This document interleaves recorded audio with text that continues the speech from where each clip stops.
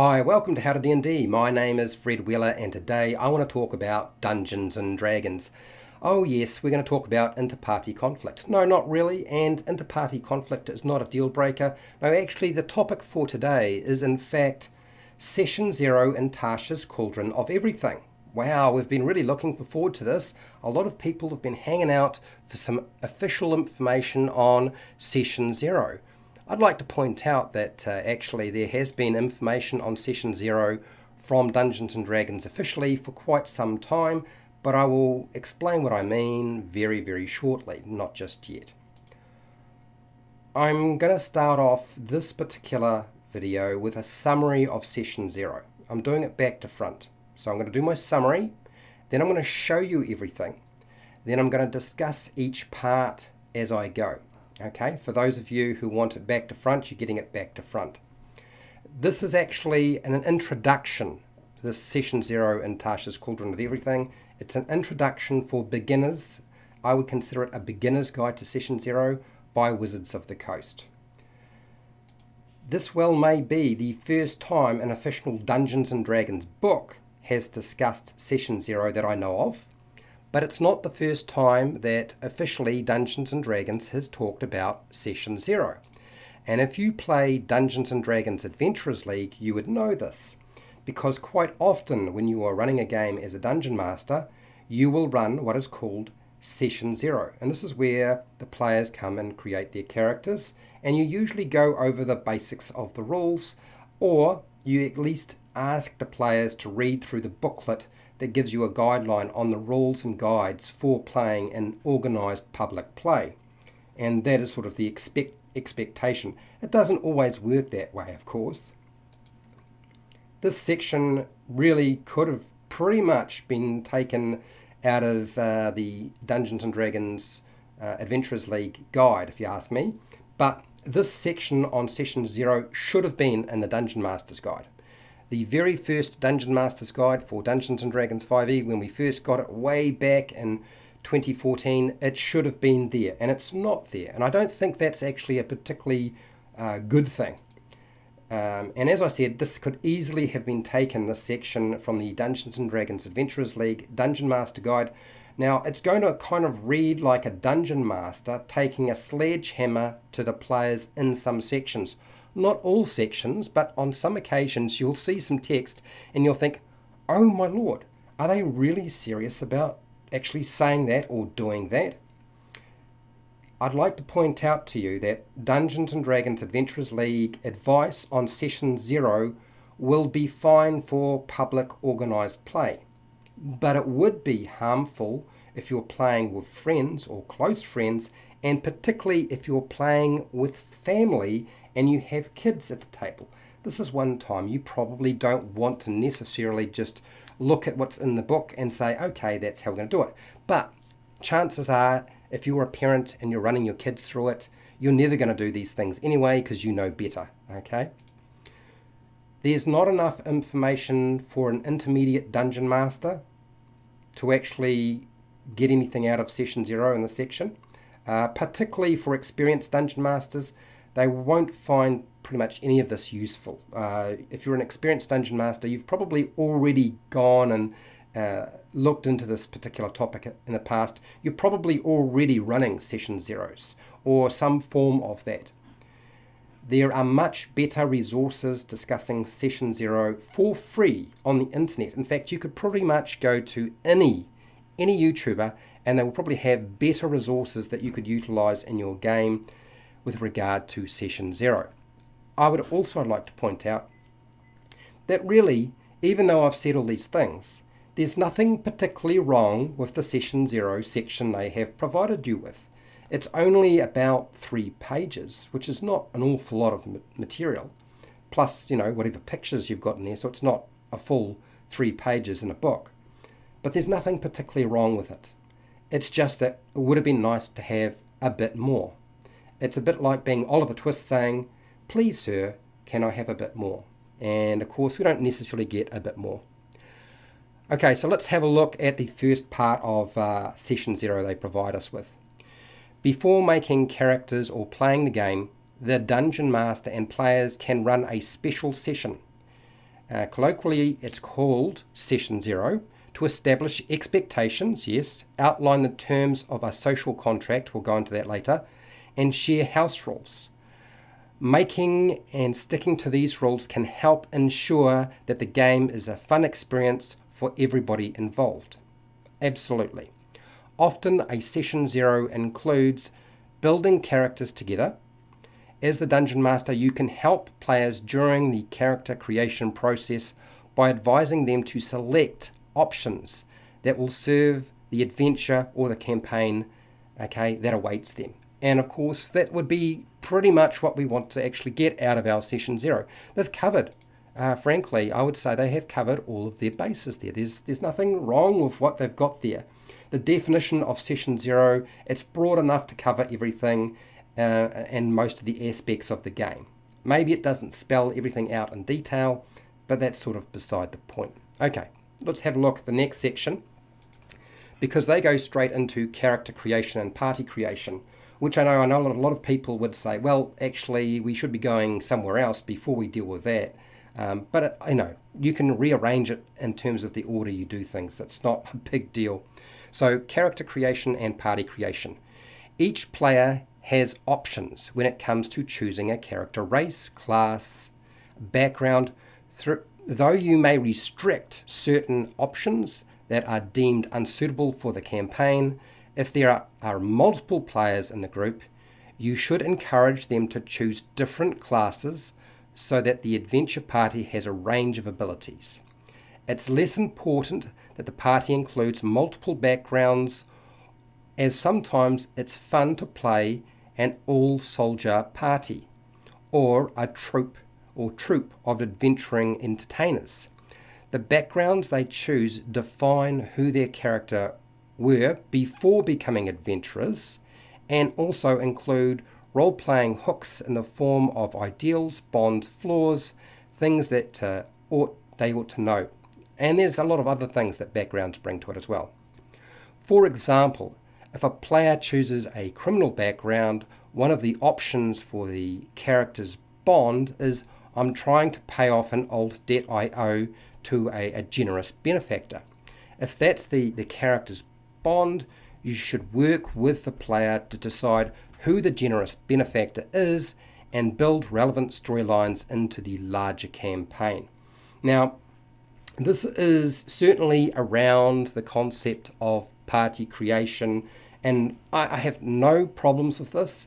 There is a very modern view of Dungeons and Dragons where we kind of go backwards. Instead of players bringing in a character and building their character for the campaign, the Dungeon Master will instead try to build the campaign based on numerous character backgrounds and what they're trying to get out of the story. Okay, I don't particularly work that way, but they have obviously decided to present it as an option because it's a very modern version of how Dungeons and Dragons is played, and there are a lot of people playing like that in Dungeons and Dragons 5e.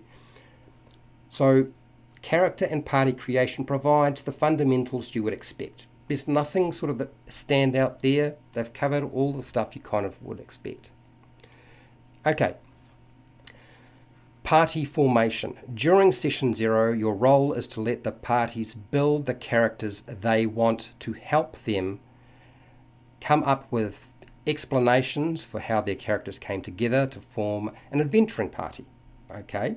It can be helpful to assume that the characters know each other and have some sort of history together. Basically, these are things that we've been telling people for ages. However brief that history might be. Here are some questions you can ask your players as they create their characters to get a sense of the party's relationship. And party formation is actually a big part of Session 0.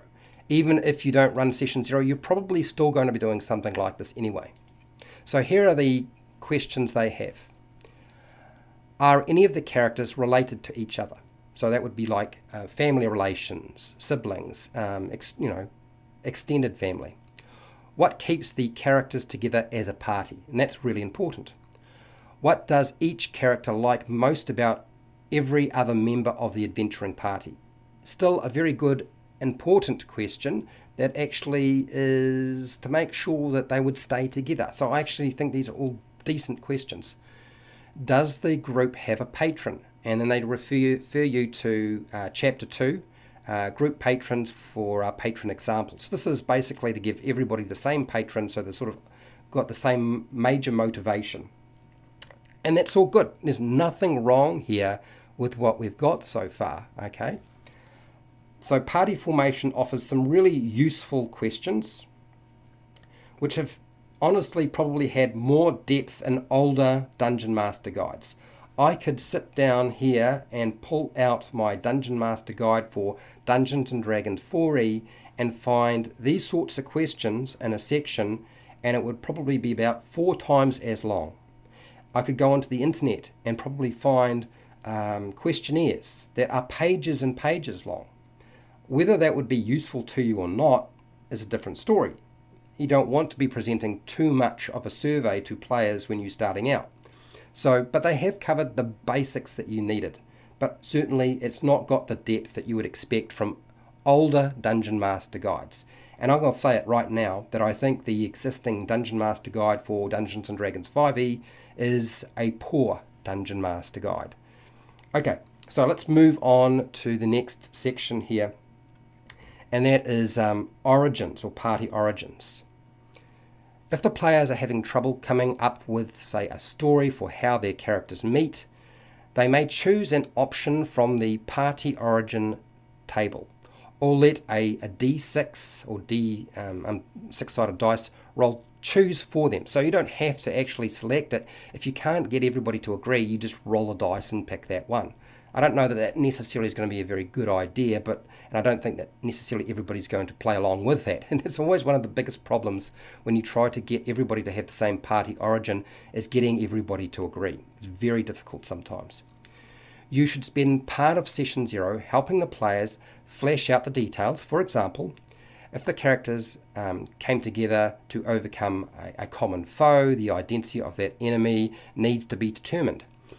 If a funeral gathering, so if you have a funeral gathering, the identity of the deceased or each character's relationship to them need to be fleshed out. So it's giving you some sort of meat and potatoes. Now the actual table itself is pretty small, and it could of course be bigger, but let's have a look at what we've got. Origin stories, first one. So the characters grew up in the same place and have known each other for years. Okay, pretty easy, pretty standard stuff. The characters have united to overcome a foe, probably a common foe in this case. The characters were brought together by a common benefactor who wishes to sponsor their adventures. A funeral brings the characters together. A festival brings the characters together. The characters find themselves trapped together. I've always found that particular one not to work very well, but they've given you some options there available to be used by the Dungeon Master to sort of get everybody on the same page. Okay, so nothing wrong with any of that. I would only say that the party origin table is a bit small, but it's still useful, it's still helpful. It will allow the players to actually connect all their characters together and connect them to the adventure.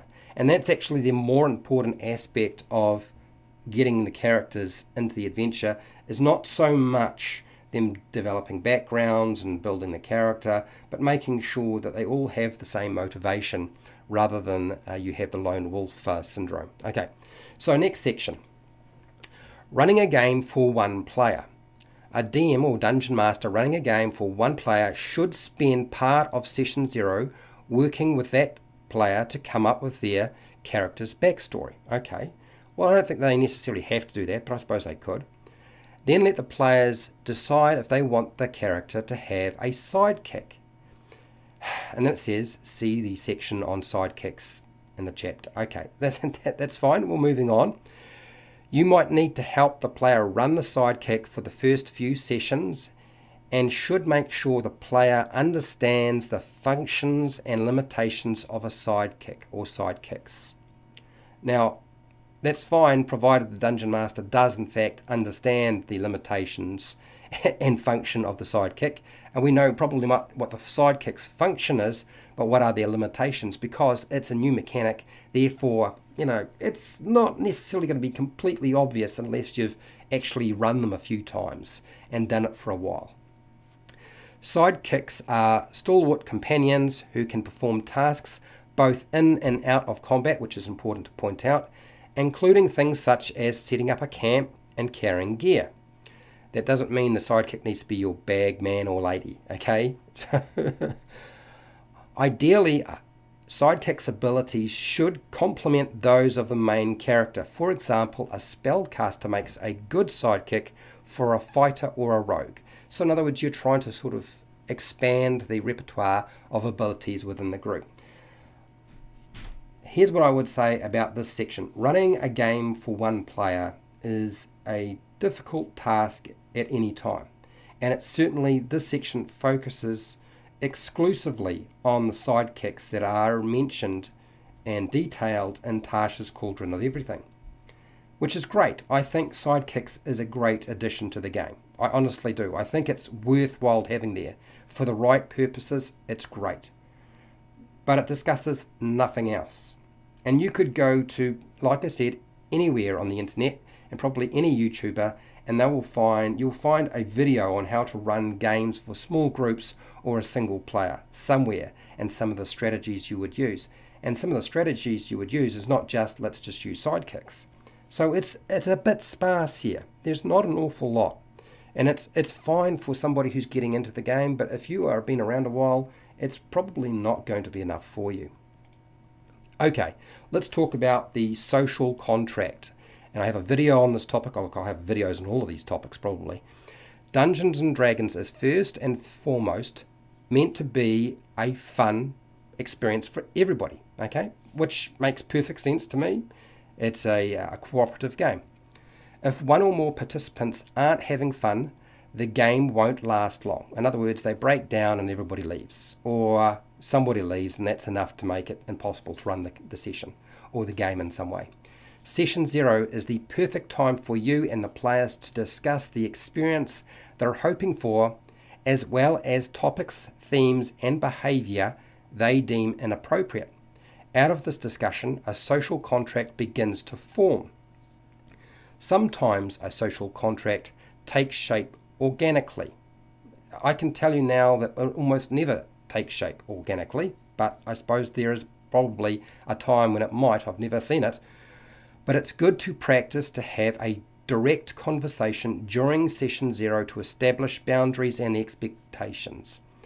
A typical social contract in Dungeons and Dragons groups includes implied and explicit commitment to the following points.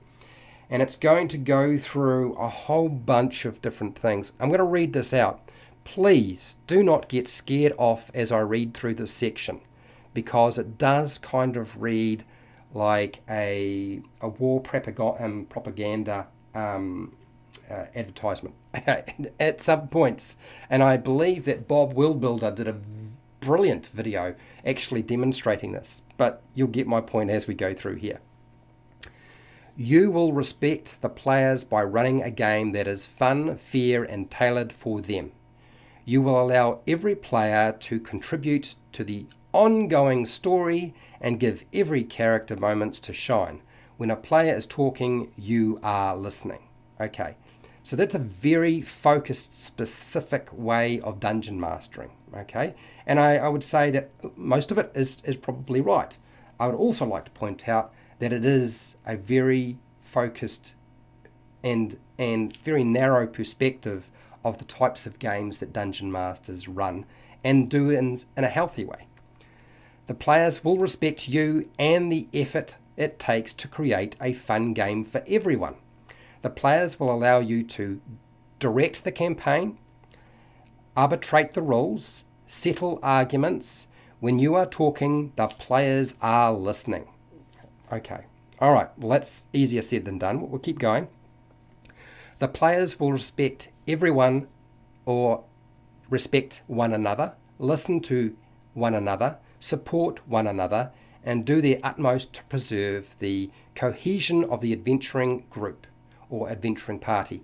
I mean, I think what it's probably getting at is that it's actually not so important to establish the adventuring group or party. It's to establish and make sure the cohesion of the actual player group, okay, is preserved. That's the important thing. It's not so much the characters in the adventure, because that's what they're talking about. It's actually the players that make up the group, and the Dungeon Master is part of the group. Should you or a player disrespect each other or violate the social contract in some other way, the group may dismiss that person from the table. And this is the section, okay, specifically this is the sort of thing that would have come almost directly from Dungeons and Dragons Adventurers League. And I know this because I read that sort of stuff when I was a league coordinator, okay? I was a local league coordinator for many years, and well, a year or two. And then, look, that's exactly the sort of way they would discuss it. And that's probably a bit on the hard side, because it's not necessarily as easy and simple as that. And we'll get to this. It's not that I don't believe that you shouldn't respect people, but we'll come up with an understanding of what I mean by this. The social contract covers the basics, but individual groups might require additional agreed upon terms to guarantee a fun play experience for all. And a social contract typically involves a group's members learning more about one another. I would also like to point out that a social contract doesn't always look like this. It might look different for different groups. Okay? There are usually certain things that are standard right across the board, but not everything is set in concrete for all groups with their social contract, which is why sometimes it's good to actually discuss them. Okay, what I want to do with this section, because it's pretty important, is just spell out a couple of things that I have concerns around.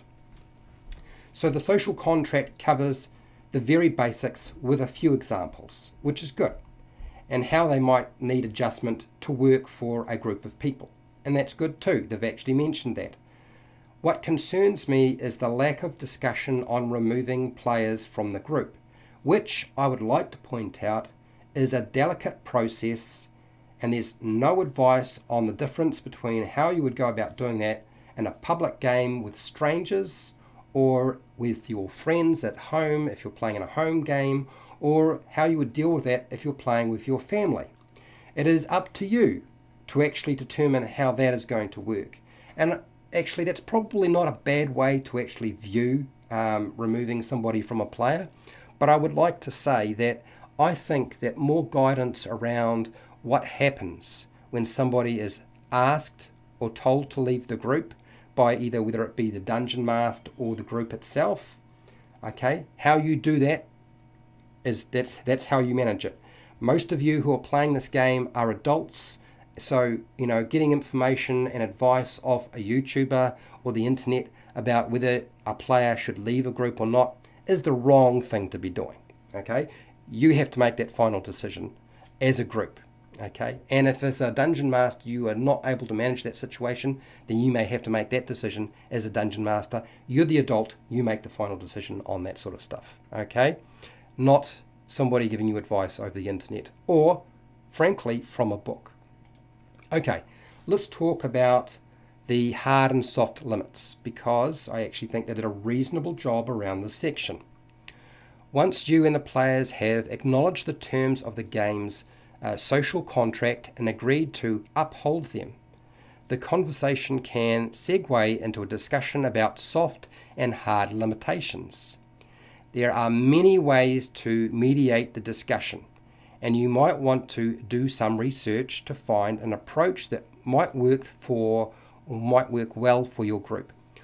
For purposes of explanation, these terms are described as follows. So a soft limit is a threshold that one should sort of think about twice before crossing, as it is likely to create some genuine anxiety, fear, and discomfort, or maybe even anger. So there are other things that can come up from going over a soft limit.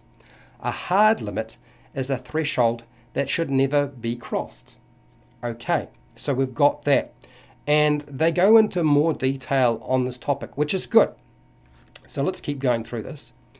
Every member of the group has a soft and hard limitation or limitations, and it behooves everyone in the group to know what they are. Make sure everyone at the table is comfortable with how this discussion takes place. Players might not want to discuss their limitations aloud around the table, especially if they're new to role-playing games or haven't spent a lot of time with certain other members of the group. One way to alleviate such discomfort is to encourage the players to share their limitations privately, so you do that privately, with you, the Dungeon Master, and allow you to present them without, and you don't have to spell them out that way, without arbitration to the whole group, so they don't have to necessarily be presented by individuals within the group. For example, players could write their own limitations on an index card, and you could read them aloud. However, these limits are presented. It would be useful for you or one of the players to compile the limits in a sort of like a one list, making up a list of them. Okay, that makes sense to be shared with the whole group. Keep in mind that any discussion about limits should be treated with care. Even sharing a person's limits can be a very painful experience, and this conversation should be handled with respect. I actually think it's offered some pretty good advice about how to deal with discussing hard and soft limitations, because usually people do not like to talk about that sort of thing at all. It's not something that comes up in the conversation very often. In fact, you could ask people this question and nobody will say anything. So actually writing it down is actually not a bad idea. I do feel that you will find that a lot of people will not write it down on an index card because they won't want to discuss those things. In fact, they may find they don't even know what they are. Okay, let's keep going. Common in-game limitations include, but are not limited to, themes or scenes of sex, exploitation, racial profiling, slavery, violence towards children and animals. Frankly, it might be violence towards a lot of different things, and not just children and animals. Notorious swearing, inter-party romance.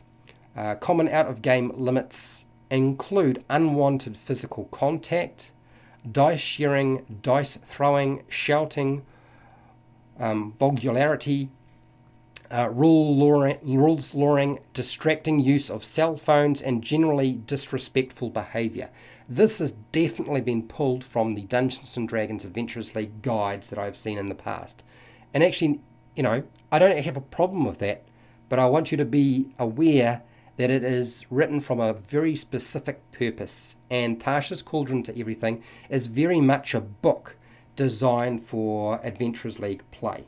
For those of you who are unaware, it is definitely built for that. Okay, it's not necessarily there to deal with every type of group of play. Okay, let's keep going.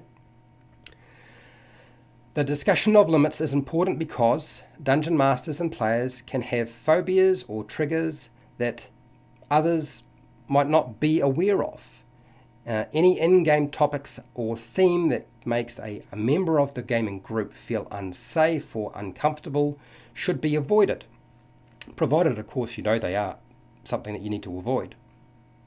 If a topic or theme makes one or more players nervous, but they give you consent to include it in the game, incorporate it, and it should be handled with care.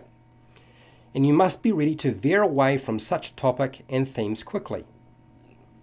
While Session 0 is the perfect place to start this discussion, it might not be the only time limits are addressed.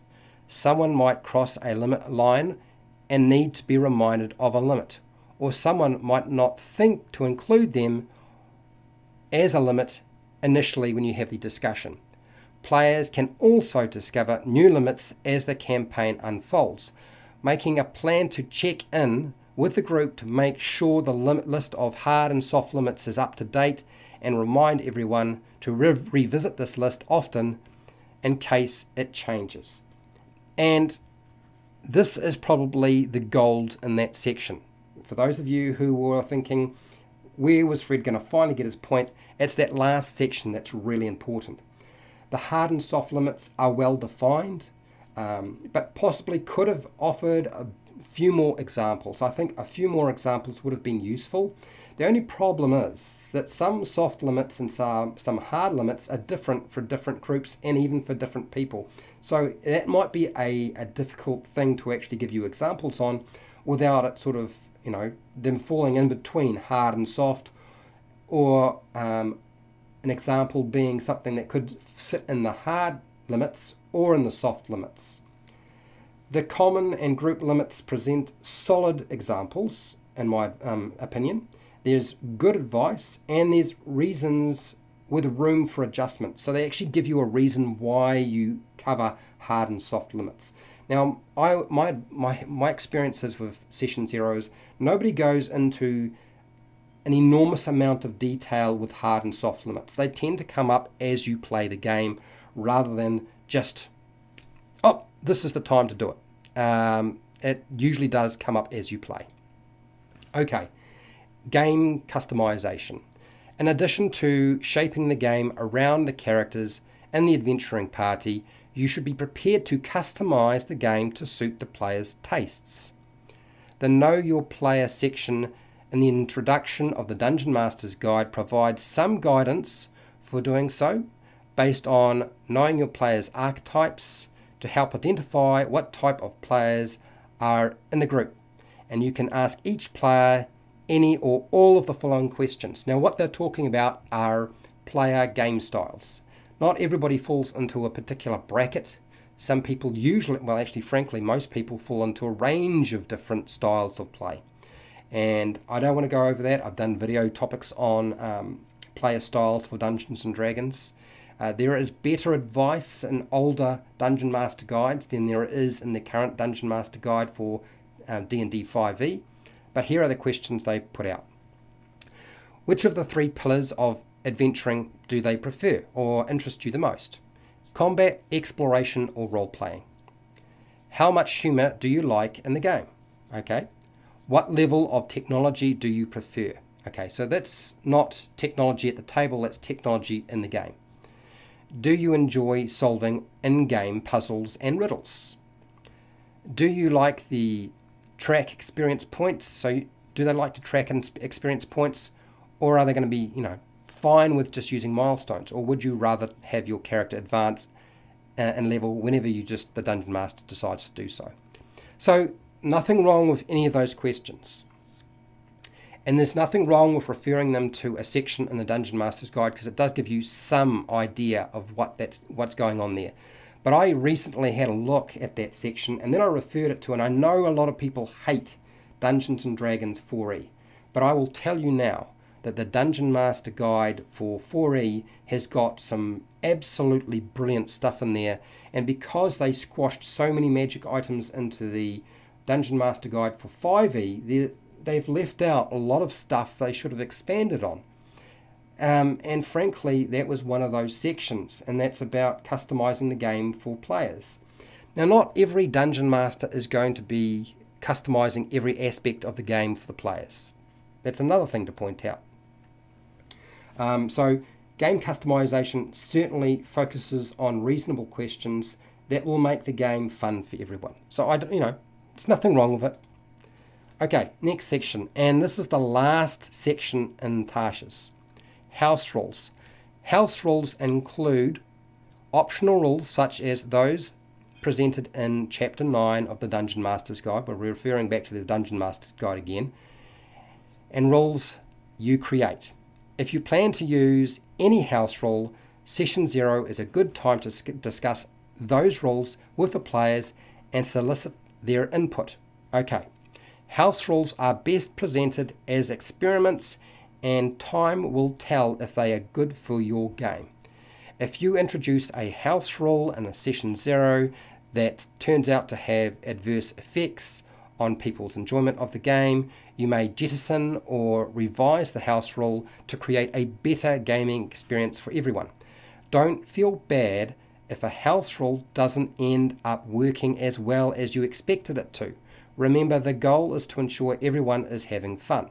Okay, one of the things I like about this, because I do not like the idea of including a lot of house rules in my game, and the house rules that I do have tend to be optional. So the players can just go with what's in the player's handbook, or what's in the monster manual, or Dungeon Master's Guide, or whatever it is. But I will often offer up variant rules that they can choose to use or not use, and they can do that every situation that crops up. They may decide to chop and change from one or the other given the situation. I'm fine with that. So that's a different way of dealing with house rules. What I like about this section is house rules are presented as experiments that can change. This is actually a really healthy attitude to suggest in any book. And I think this is worth pointing out. In fact, I'm even wondering if that was actually mentioned to any sort of extent in the Dungeon Master's Guide.